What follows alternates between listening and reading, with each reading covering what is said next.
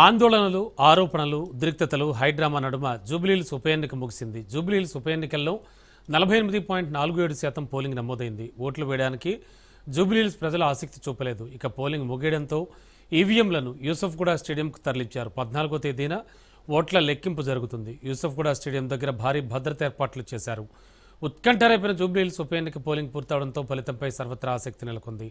Majority exit polls అధికార party Congress వైపే మొగ్గు చూపుతున్నా గెలుపు అవకాశాలపై ప్రతిపక్షం కూడా విశ్లేషణ చేస్తోంది. కాంగ్రెస్, బీఆర్ఎస్ల మధ్య 3 నుంచి 7% ఓట్ల వ్యత్యాసమే ఉన్నట్లు ఎగ్జిట్ పోల్స్ వెల్లడించాయి. ఇక బీజేపీకి నామమాత్రంగానే ఓట్లు వస్తాయని సర్వేలు చెప్పాయి. బీఆర్ఎస్ నుంచి మాగంటి సునీత పోటీ చేశారు. కాంగ్రెస్ నుంచి నవీన్ యాదవ్, బీజేపీ నుంచి దీపక్ రెడ్డి బరిలో ఉన్నారు.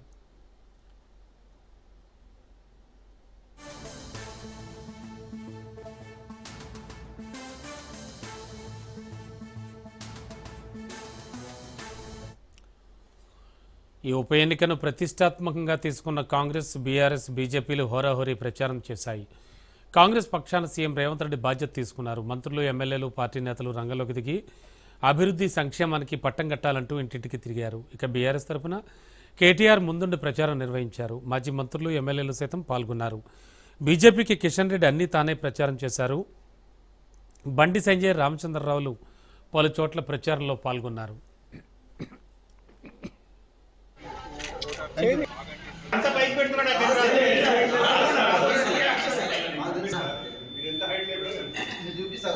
ఓన్లీ హెడ్ మాత్రమే తీసుకోండి మీరు కూడా.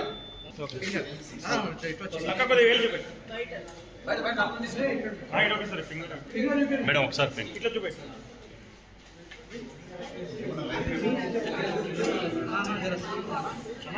అక్క ఇటు చూపెట్టు.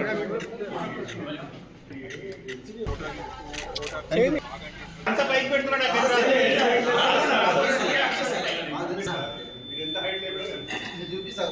ఓన్లీ హెడ్ మాత్రమే తీసుకోండి మీరు కూడా.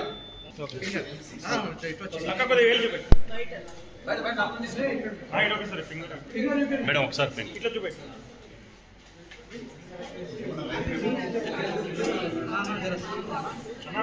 అక్క ఇటు చూపెట్టు.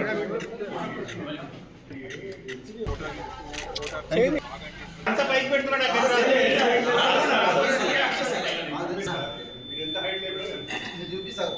ఓన్లీ హెడ్ మాత్రమే తీసుకోండి మీరు కూడా.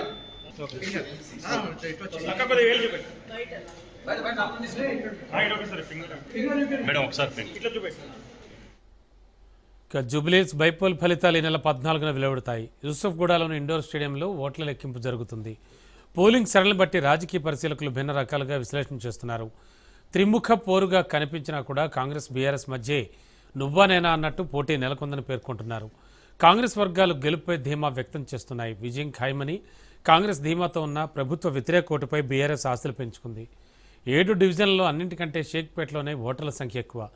ఇక్కడ ఆధిక్యం మిగిలిన డివిజన్లలో లోటును భర్తీ చేస్తుందని బీఆర్ఎస్ అంచనా వేస్తోంది. ఎర్రగడ్డలో సమానంగా ఓట్లు వస్తాయని, బోరబండలో తమకే ఆధిక్యం ఉంటుందని ఆ పార్టీ విశ్లేషిస్తోంది. ఎవరు గెలిచినా భారీ ఆధిక్యాలు ఉండవని రాజకీయ పరిశీలకులు అంచనా వేస్తున్నారు. పలు సర్వేలు 5,000 నుంచి 12,000 వరకు కాంగ్రెస్కి ఆధిక్యం వచ్చే అవకాశం ఉందని చెబుతున్నాయి. స్వల్ప మెజార్టీతో బీఆర్ఎస్ గెలిచేందుకు అవకాశాలు లేకపోలేదని విశ్లేషిస్తున్నాయి. ఇంకా 3 ఏళ్ల అధికారం ఉండడంతో కాంగ్రెస్ పార్టీని గెలిపించాలనే నిర్ణయానికి ఓటర్లు వచ్చారని, గతంలో 2 సార్లు పోటీ చేసి ఓడిన నవీన్ యాదవ్కు సానుభూతి కూడా పనిచేస్తుందని కాంగ్రెస్ వర్గాలు విశ్లేషిస్తున్నాయి.